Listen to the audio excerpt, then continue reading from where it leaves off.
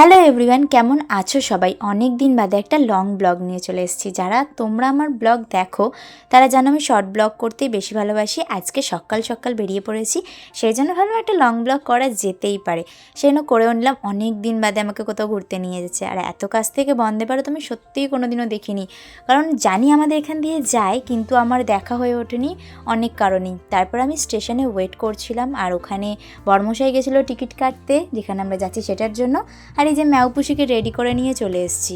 আর আমার লিপস্টিক সব সময় জানি না কেন নষ্ট হয়ে যায়, আর লিপস্টিক আর চুল ঠিক করা এটা তো মেয়েদের জন্মগত অধিকার। এটা না করলে কি আর করলে বাইরে বেরিয়ে। আমি কেন এটা করছিলাম আমি নিজেও জানি না। পরে যখন ভিডিও এডিট করছি না তখন নিজেরই হাসি পাচ্ছিল। আমরা অনেক ওয়েট করছিলাম স্টেশনে বসে বসে। তোমরা প্লিজ কমেন্ট করে জানাও যে আমাদের স্টেশনটার নাম কি। এটার পাশেই কিন্তু প্রায় আমাদের বাড়ি। তারপরে ট্রেন থেকে নেমে সোজা বাসে করে হাওড়া ব্রিজের ওপর দিয়ে। কেউ গেস করতে পারছো? আমরা এসেছি আলিপুর চিড়িয়াখানায়।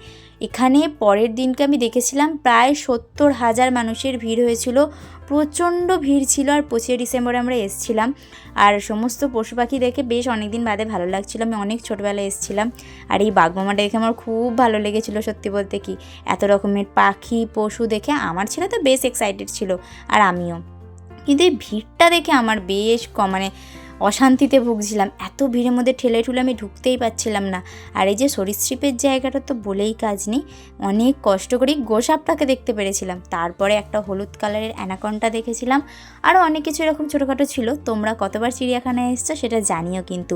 আর আমার শর্ট ব্লগ বানাতেই বেশি ভালো লাগে লং ব্লগের থেকে।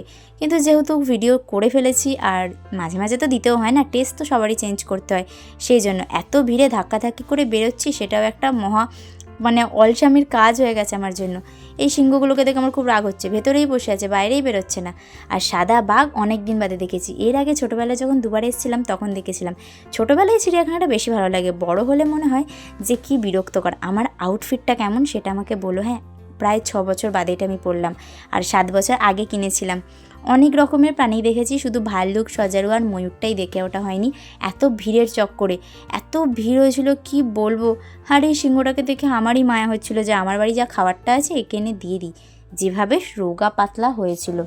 আর তারপরে এই দুটো হাতিগুলোকে আমার বেশ ভালো লেগেছে, কিন্তু প্রত্যেকটা পশুকে দেখেই আমার এত মন খারাপ লাগছিল যে এরা এত কম নড়াচড়া করছিল, একদম কোনো মুভ ছিল না। কারণ আমার মনে হচ্ছিল এরা খাঁচায় বন্দি হয়ে বা খুব ঠিক খেতে না পেয়ে হয়তো খুব কষ্টে ভুগছিল।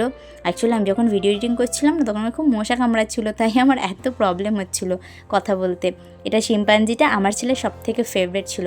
দুটো কচ্ছপ দেখেছিলাম যেন, পুরো ঘরের সাইজের, কিন্তু সেটার ভিডিও নেওয়া হয়নি। অনেক ধরনের হরিণও দেখেছি।